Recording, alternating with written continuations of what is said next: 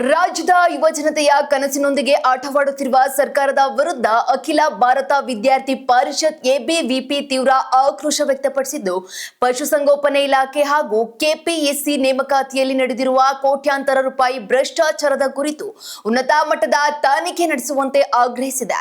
ಇತ್ತೀಚೆಗೆ ವಿಜಯಪುರ ಜಿಲ್ಲೆಯ ತಿಕೋಟಾದಲ್ಲಿ ನಡೆದ ಪೊಲೀಸ್ ಕಾನ್ಸ್ಟೇಬಲ್ ಪರೀಕ್ಷೆಯ ಗೊಂದಲದಿಂದ ನೊಂದಿರುವ ವಿದ್ಯಾರ್ಥಿಗಳಿಗೆ ಕೂಡಲೇ ಮರುಪರೀಕ್ಷೆ ನಡೆಸಿ ನ್ಯಾಯ ಒದಗಿಸಬೇಕು ಮತ್ತು ಈ ವೈಫಲ್ಯದ ಹೊಣೆ ಹೊತ್ತು ಗೃಹ ಸಚಿವರು ಹಾಗೂ ಕೆಇಎ ನಿರ್ದೇಶಕರು ರಾಜೀನಾಮೆ ನೀಡಬೇಕೆಂದು ಒತ್ತಾಯಿಸಿದೆ.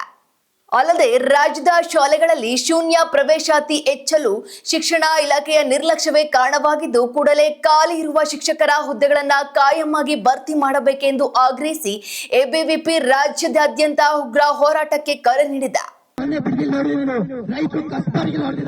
ಸ್ಟೂಡೆಂಟ್ಸ್ ಯಾವ್ದ್ರಲ್ಲಿ ಹೊಡಿತಾರೆ ಅಂತ ಗೊತ್ತಿಲ್ಲ.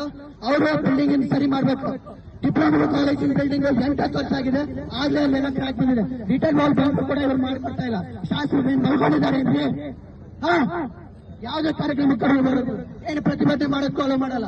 ಪ್ರಿನ್ಸಿಪಾಲ್ಗೆಲ್ಲ ಕಾಲ್ ಮಾಡಿ ಹೇಳ್ತಾರೆ ಇವರು. ಪೊಲೀಸ್ ಸ್ಟೇಷನ್ ಅಲ್ಲಿ ನಿನ್ನೆ ನೋಟಿಸ್ ಕೊಟ್ಟಿದ್ದಾರೆ. ನನಗೆ ನೋಟಿಸ್ ಕೊಟ್ಟು ಪರ್ಮಿಷನ್ ಕೊಟ್ರೆ ಒಬ್ಬ ಪ್ರಿನ್ಸಿಪಾಲ್ ಕಾಲ್ ಮಾಡಿ ಹೇಳ್ತಾರೆ ಇವರು, ಪರ್ಮಿಷನ್ ನಾವು ಕೊಟ್ಟಿಲ್ಲ, ಸ್ಟೂಡೆಂಟ್ಸ್ ಕಳಿಸ್ಬೇಡ್ರಿ ಅಂತ ಹೇಳಿ. ಇದೇ ತರ ಸರ್ಕಾರ ಮಾಡ್ತೀರಾ ಸರ್ ನೀವು? ಮೊನ್ನೆ ನಾವು ಬಿಜೆಪಿಯಲ್ಲಿ ಹೋರಾಟ ಮಾಡಿದ್ರೆ ನಮ್ಮ ಸ್ಟೂಡೆಂಟ್ಸ್ ಎಲ್ಲ ಹೇಳ್ಕೊಂಡು ಹೋದ್ರು.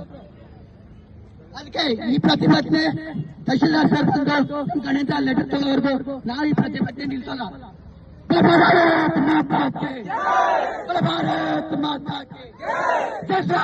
ಜಿಂದಾಬಾದ್. ನಾವು ವಿದ್ಯಾರ್ಥಿಗಳ ಶಕ್ತಿನ ರಾಷ್ಟ್ರ ಶಕ್ತಿ ಅಂತ ಕರಿತೀವಿ. ವಿದ್ಯಾರ್ಥಿಗಳ ಶಕ್ತಿ ಇಷ್ಟೇನಾ? ಭಾರತ್ ಮಾತಾ ಕಿ ಭಾರತ್ ಮಾತಾ ಕಿ ಭಾರತ್ ಮಾತಾ ಕಿ